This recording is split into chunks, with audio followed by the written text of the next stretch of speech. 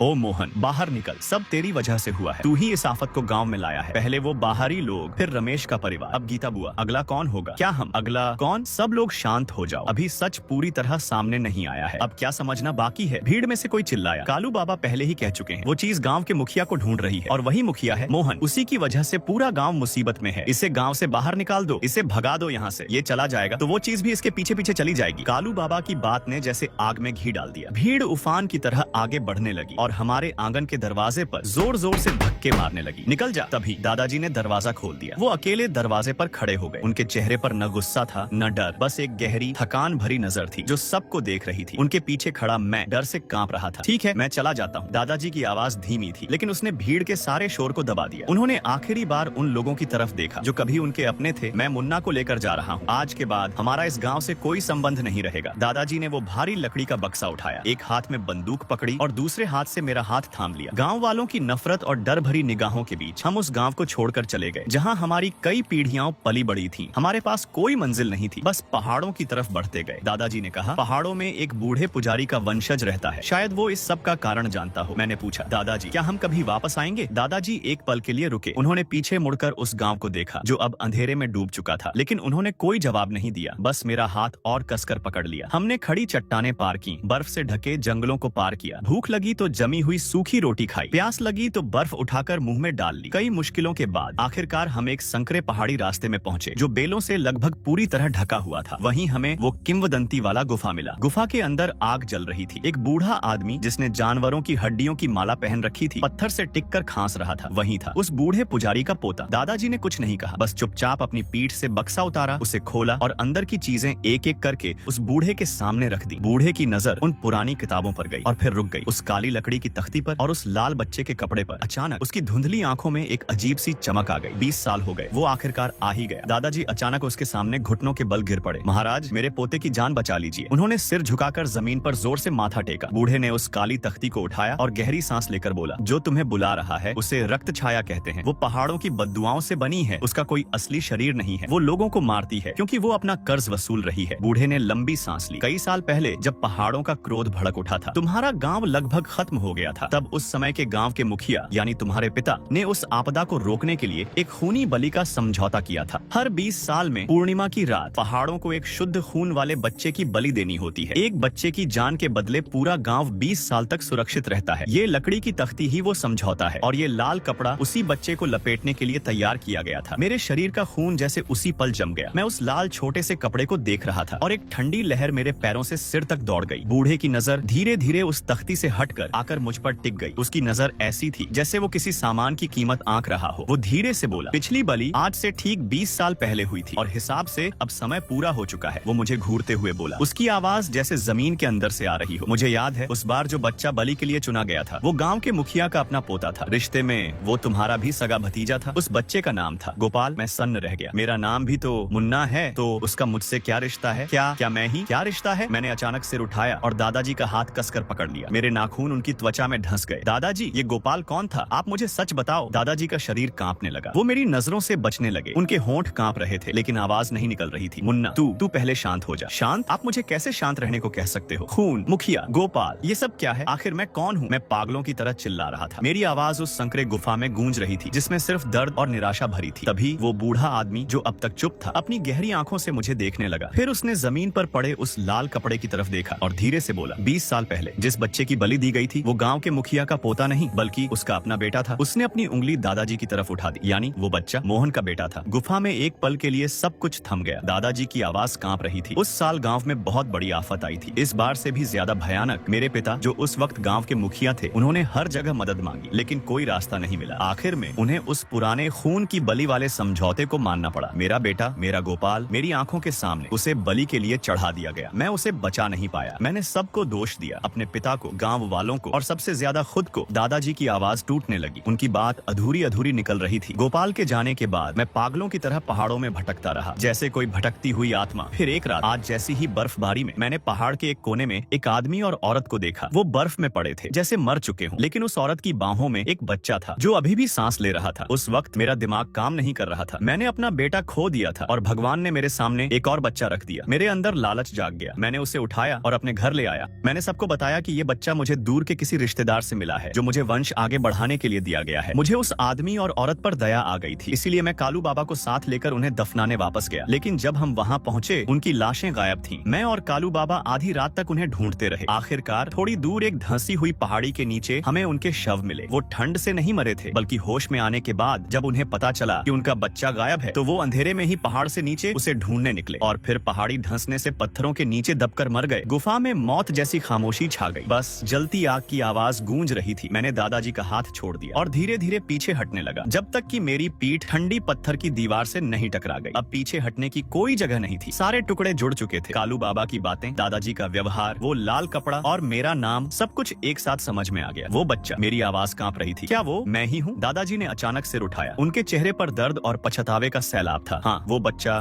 तुम ही हो। मैंने तुम्हें उन बाहरी लोगों से चुरा लिया था। मैंने तुम्हारा नाम मुन्ना रखा ताकि अपने मरे हुए बेटे गोपाल की याद जिंदा रख सकूं। मेरी आखिरी उम्मीद भी टूट गई। मैं उनका असली पोता नहीं था, मैं सिर्फ एक बदली हुआ बच्चा था, एक ऐसा साया जिससे वो अपने दर्द को भरने की कोशिश कर रहे थे। मैं पूरी तरह टूट गया। तभी दादाजी घुटनों के बल गिर पड़े, ठंडी कठोर जमीन पर। उन्होंने रोते हुए कहा, मुन्ना, मैंने तुझे बहुत दुख दिया, मुझे माफ कर दे। उन्होंने सिर झुकाकर मेरे सामने रोते हुए स्वीकार किया, अब जो रक्त छाया है वो कोई पहाड़ की आत्मा नहीं है, वो उन पति पत्नी की आत्माओं का रूप है और उन सभी लोगों का जो इस गलती की वजह से मरे। दादाजी ने सिर उठाकर मेरी तरफ देखा, उनकी आंखों से आंसू बह रहे थे और उन्होंने वो सबसे भयानक सच बताया। वो हाथ हिलाकर बुलाता है क्योंकि वो अपने खोए हुए बच्चे को ढूंढ रहा है। बर्फ में जो काला साया हाथ हिलाता था वो तुम्हारे माँ बाप थे। सब कुछ एक अदृश्य धागे से जुड़ गया। वो हाथ हिलाना हमला नहीं था, वो एक पुकार थी। भोलू, वो बचपन से तुम्हें सताता था, इसलिए वो सबसे पहले मरा। रमेश और वो दोनों बाहरी लोग, उन्होंने तुम्हें अपनी गाड़ी में बैठाया था, इसलिए उन पर तुम्हारी गंध लग गई और वो भी मारे गए। सुरेश की पत्नी ने तुम्हें गाली दी थी, इसलिए वो भी मारी गई। जो काला हाथ का निशान सुअर पर मिला था वो दरअसल बार बार तुम्हें छूने की कोशिश थी। जो भी तुम्हें नुकसान पहुंचाता, रक्त छाया उसे खत्म कर देती। वो अपने तरीके से अपने खोए हुए बच्चे तक पहुंचने की कोशिश कर रही थी। गुफा में सन्नाटा छा गया। तभी बूढ़ा आदमी बोला, अब हमें वापस जाना होगा। जब सच्चाई सामने आ जाती है तो उस आत्मा का क्रोध अपने चरम पर पहुंच जाता है। अगर हम नहीं लौटे तो पूरा गांव मिट जाएगा। हम तुरंत निकल पड़े। लंबा सफर तय करके जब हम उस पहाड़ी रास्ते पर पहुंचे जहां से गांव दिखाई देता था, तो जो हमने देखा उसने दादाजी को वहीं गिरा दिया। गांव के बाहर बर्फ से ढकी जमीन पर अनगिनत काले साए खड़े थे, घने, डरावने, जैसे किसी मृतकों की सेना खड़ी हो। वे सब गांव की ओर मुंह करके एक ही हरकत कर रहे थे। हाथ हिलाना खत्म हो गया, सब खत्म हो गया। हमने पूरे गांव को बर्बाद कर दिया। हमने, दादाजी की आवाज बर्फीली आंधी में टूट कर बिखर गई। मैंने उनकी टूटी हुई निराश शक्ल को देखा, फिर नीचे उस गांव को देखा जो अब किसी नरक जैसा लग रहा था। मैं धीरे से उस लकड़ी के बक्से के पास गया और उसमें से वह काली तख्ती निकाली जिस पर